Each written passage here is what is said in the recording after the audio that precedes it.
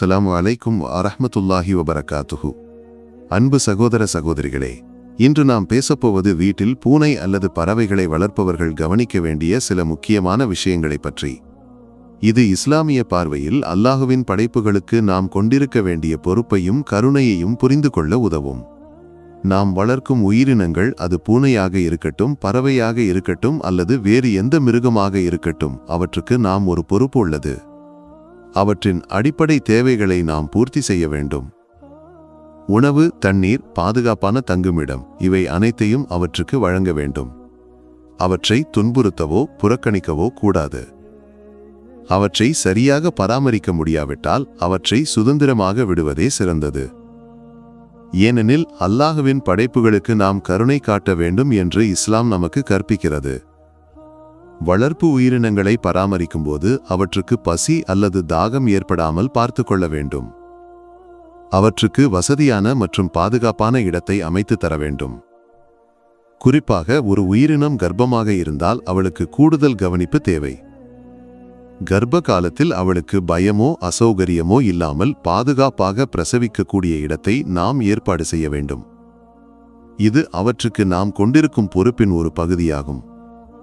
நாம் ஒரு விஷயத்தை கவனிக்க வேண்டும். இந்த உயிரினங்களுக்கு அவற்றின் இயற்கையான வாழிடத்துக்கு ஏற்ப ஒரு தங்குமிடத்தை அமைத்து தர வேண்டும். உதாரணமாக, ஒரு பூனை மறைந்து படுக்கும் இடத்தை தேர்ந்தெடுத்தால் அங்கு அவளுக்கு வசதியாக தங்கக்கூடிய ஒரு கூடு அல்லது இடத்தை அமைக்க வேண்டும். அவை தாமாக தேர்ந்தெடுக்கும் இடம் அவற்றுக்கு மிகவும் பாதுகாப்பாகவும் வசதியாகவும் இருக்கும். எனவே அவற்றின் இயல்பை மதித்து அவற்றுக்கு தேவையான வசதிகளை செய்து தர வேண்டும். இப்போது இஸ்லாமிய பார்வையில் இந்த உயிரினங்களை பராமரிப்பதன் முக்கியத்துவத்தை பற்றி பேசுவோம். ஒரு உயிரினத்தை வளர்ப்பது நம்முடைய சொந்த குழந்தைகளை பராமரிப்பதற்கு இணையான புண்ணியத்தை பெறக்கூடிய ஒரு செயலாகும். அல்லாஹ் நம்மை இந்த பூமியில் தனது பிரதிநிதிகளாக கலீஃபாவாக நியமித்துள்ளான். எனவே அவனது படைப்புகளுக்கு நாம் கருணையும் பொறுப்பும் காட்ட வேண்டும். ஆனால் ஒரு உயிரினத்தை சரியாக பராமரிக்காமல் இருப்பது பாவமாகும். உதாரணமாக, ஒரு பூனைக்கு தண்ணீர் கூட கொடுக்காமல் கட்டி வைத்தால் அது நரகத்துக்கு வழிவகுக்கும். இதை நாம் ஹதீஸ்களிலிருந்து அறிகிறோம். எல்லா உயிரினங்களும் அல்லாஹுவின் குடும்பத்தின் உறுப்பினர்கள். அவற்றை அன்புடனும் கருணையுடனும் கவனிக்க வேண்டும். அல்லாஹ்வின் படைப்புகளுக்கு நாம் காட்டும் கருணை நம்முடைய ஈமானின் பிரதிபலிப்பாகும். ஒரு உயிரினத்துக்கு தண்ணீர் கொடுத்து காப்பாற்றிய ஒரு பெண்ணுக்கு அல்லாஹ் சுவர்க்கத்தை வழங்கிய கதையை நாம் அறிவோம். அதேபோல ஒரு உயிரினத்தை துன்புறுத்தினால் அதற்கு கடுமையான தண்டனை உண்டு. நம்முடைய நபி முஹம்மது ஸல்லல்லாஹு அலைஹி வஸல்லம் இதில் நமக்கு மிகப்பெரிய முன்மாதிரியாக இருக்கிறார்கள். ஒரு முறை ஒரு ஒட்டகம் புகார் கூறிய போது அதன் உரிமையாளரிடம் அதன் தேவைகளை பூர்த்தி செய்ய வேண்டும் என்று நபி ஸல்லல்லாஹு அலைஹி வஸல்லம் கூறினார்கள். இந்த சம்பவம் நமக்கு கற்பிப்பது உயிரினங்களுக்கு கருணையும் பொறுப்பும் எப்போதும் நினைவில் இருக்க வேண்டும் என்பதாகும்.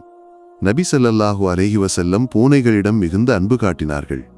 அவர்களது ஒரு பூனையை பற்றிய கதைகள் கூட நமக்கு தெரியும். இது நமக்கு உயிரினங்களுக்கு அன்பும் கருணையும் காட்ட வேண்டிய முக்கியத்துவத்தை கற்பிக்கிறது. கடைசியாக, வளர்ப்பு உயிரினங்களை பராமரிப்பது அல்லாஹ்வின் படைப்புகளுக்கு நம்முடைய பொறுப்பையும் கருணையையும் வெளிப்படுத்தும் ஒரு செயலாகும். அவற்றின் தேவைகளை பூர்த்தி செய்யாமல் இருப்பது பாவமாகும். ஆனால் அவற்றை சரியாக பராமரிப்பது அல்லாஹ்வின் அருளையும் புண்ணியத்தையும் பெற்றுத்தரும். இந்த பொறுப்பை சரியாக நிறைவேற்ற அல்லாஹ் நமக்கு தௌஃபீக் வழங்கட்டும்.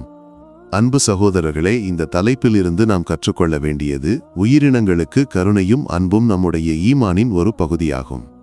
அல்லாஹுவின் படைப்புகளை நேசிக்கவும் அவற்றை பராமரிக்கவும் அவற்றுக்கு கருணை காட்டவும் வேண்டும்.